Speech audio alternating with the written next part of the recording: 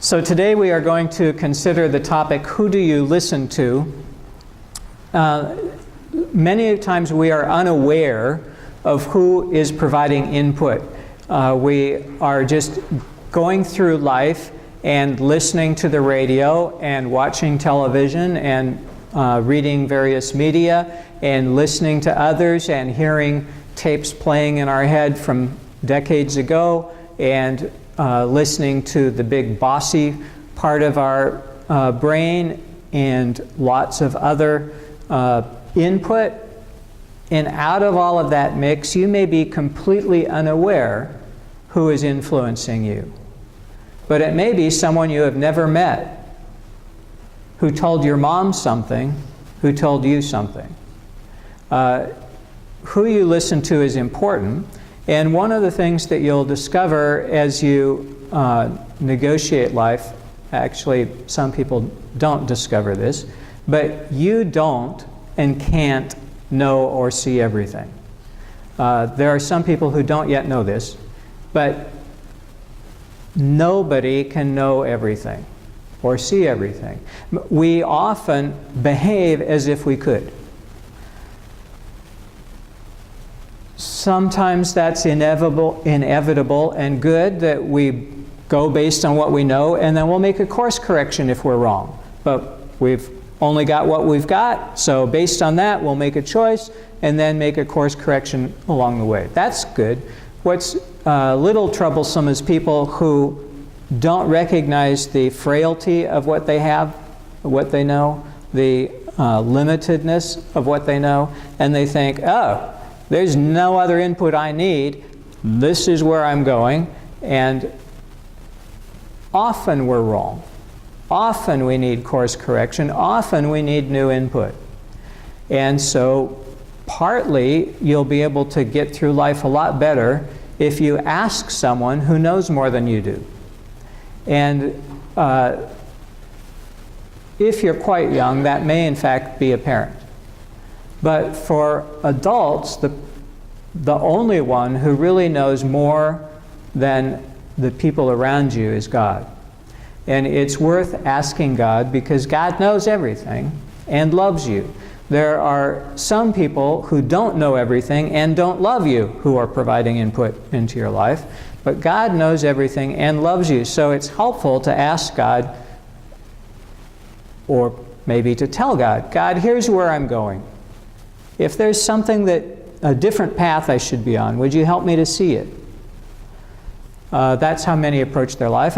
Slightly better from that would be just saying, God, what would be good for me to do today? And many people do get that far. Many people recognize God knows more than me. It would be helpful to ask God. And that's as far as they get. They ask and don't listen. Because many people, quite frankly, have never been trained how to hear God.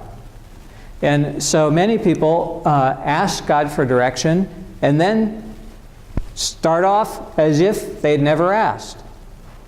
The easiest example of this is, God, where are my house keys?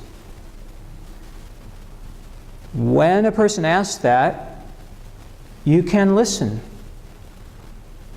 Or, having asked, you can just start out as if you had never asked. Well, I'll look in the kitchen, I'll look in the bathroom, I'll look in the bedroom, I'll look in... And you don't know where they are, and God does. So when you ask God for direction, it's helpful to stop and listen. And when you're listening, you're not going to hear a voice almost all the time. What you probably will experience is an impression.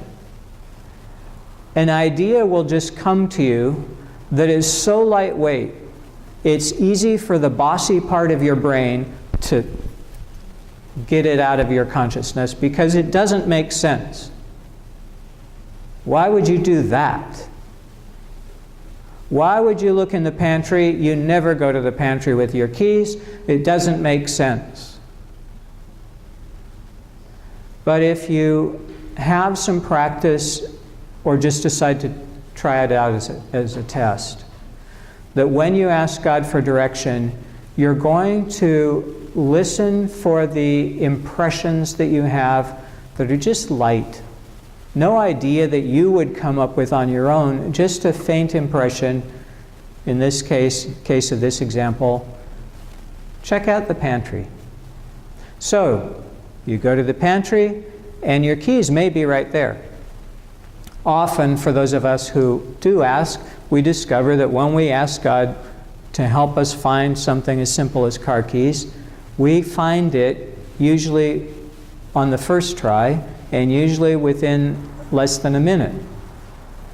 And many people, learning that over and over, eventually get to the spot where they recognize, I could ask God earlier and save myself some time and save myself some worry. Well, those of you who've practiced with having God help you find your car keys might be able to figure out, if God can do that, why don't I ask God for something more important? Because God loves me so much and knows everything and is clearly willing to help, why don't I ask God for something more important than where's my house keys? Some kind of direction.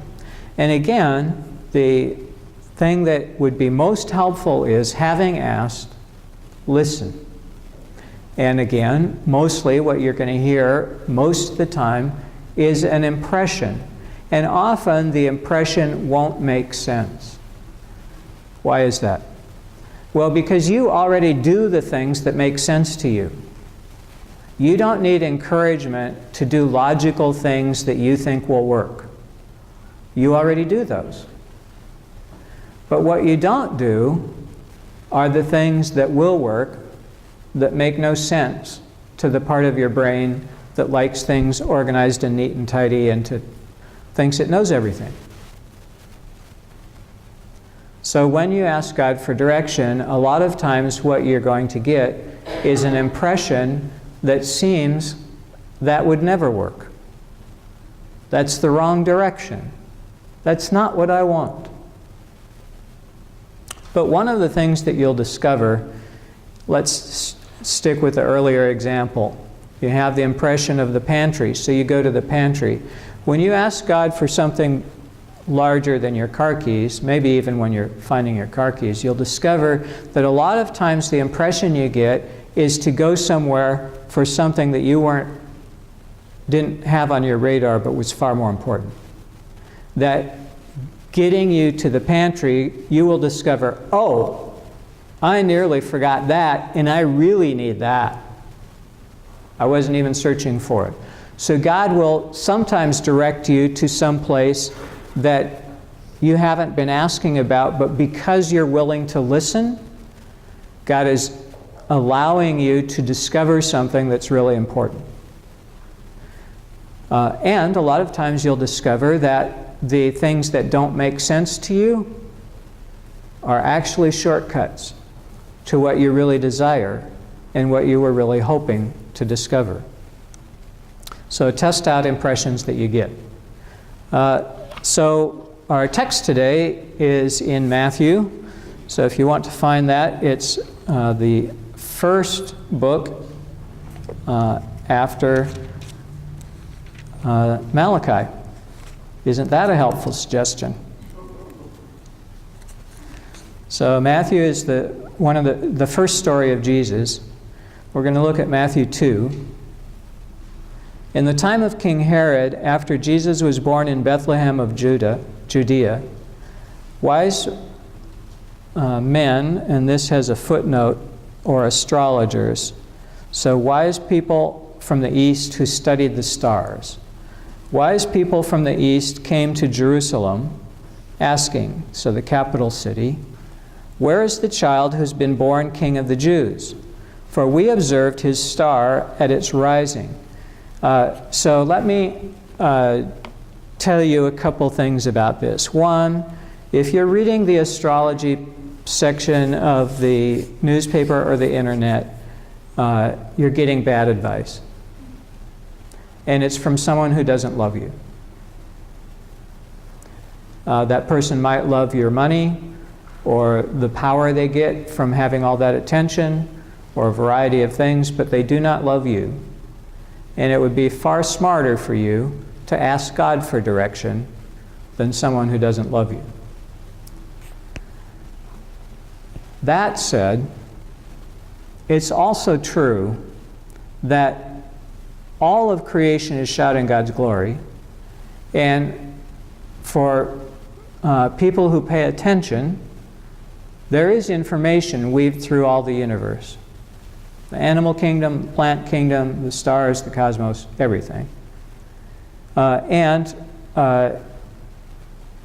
These people watching the stars saw a new one and recognized the locality that it was indicating, and that something like a new star doesn't happen very often.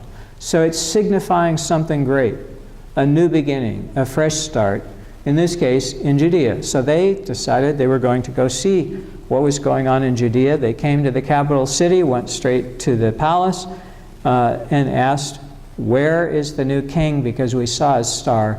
It doesn't happen very often that the stars proclaim a new human being. Verse 3. When Herod heard this, he was frightened, and all Jerusalem with him, because they were all going to lose their power.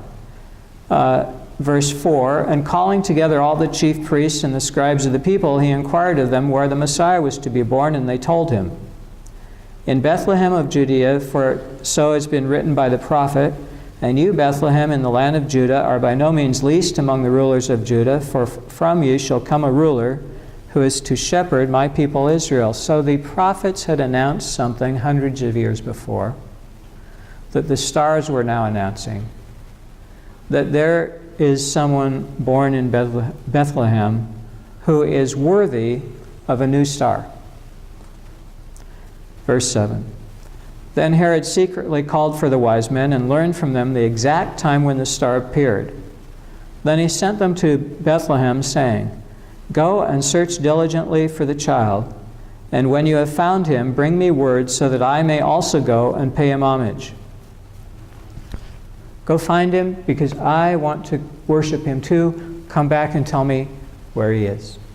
So they set out. And as you read the next few verses, there are a few things kind of hidden unless you pay attention. Verse 8, or verse 9. When they had heard the king, they set out, and there ahead of them went the star that they had seen at its rising. So the star reappears, and now they're following the star again. They're not following Herod. They're following the star. Until it stopped over the place where the child was. Does it tell you where the child was? No, it does not. The wise men went to where the child was, that Herod thinks is Bethlehem.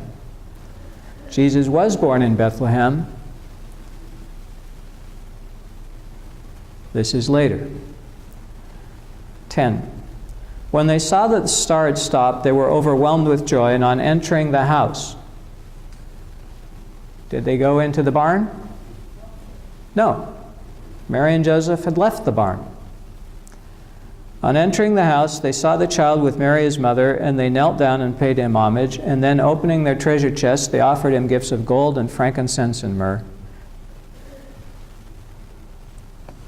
Must have been one more amazing thing for Mary and Joseph, that in the midst of their poverty and things that looked like they weren't working out, that God kept sending signs to them that the favor of God was on this couple. And now some people they've never met arrive and honor the child, tell them that the stars have announced that this child is born, and worship him, honor him.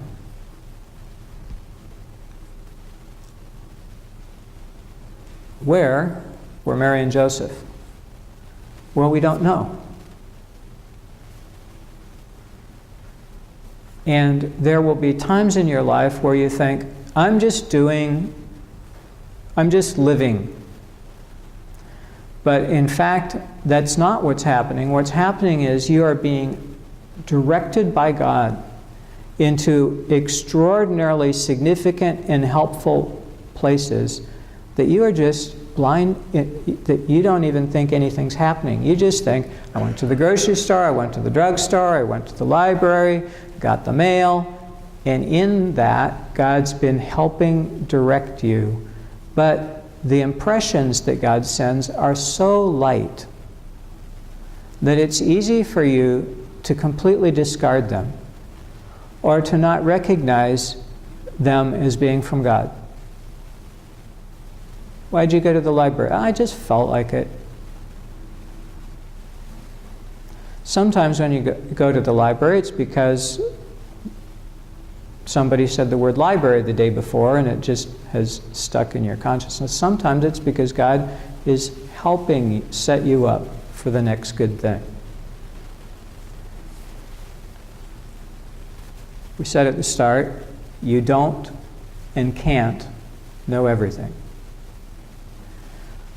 The people who followed the stars didn't know everything, but they knew when to pay attention. Verse 12. Having been warned in a dream not to return to Herod, they left for their own country by another road. Herod had told them, come back. They get to choose. Who will you listen to? When the leader of that section of the area tells you to do something, will you listen to that leader? Or will you listen to a dream that tells you to do something different? Or the radio, or who will you listen to? Having been warned in a dream not to return for Herod, luckily for them, they followed the impression that God had given them. Don't go back. What they didn't know, Mary and Joseph maybe knew, Herod was wicked and violent and cruel and didn't care. So when he said that he was going to go and worship Jesus, he was lying. He intended to go and kill Jesus. But he knew if he just said that, the wise men wouldn't help him. So he pretended he was going to worship. Verse 13. Now after they had left, an angel of the Lord appeared to Joseph in a dream and said, get up, take the child and his mother and flee. Flee to where? To Egypt. If you read Moses, you'd know you should never go back to Egypt. You got out of slavery, do not go back to slavery, do not go back to Egypt. People have been reading that for hundreds of years. And there are times when something that everybody has been drumming into you for centuries isn't right. Who will you listen to? Will you listen to what everybody else knows is true? Or listen to God who is directing you somewhere unexpected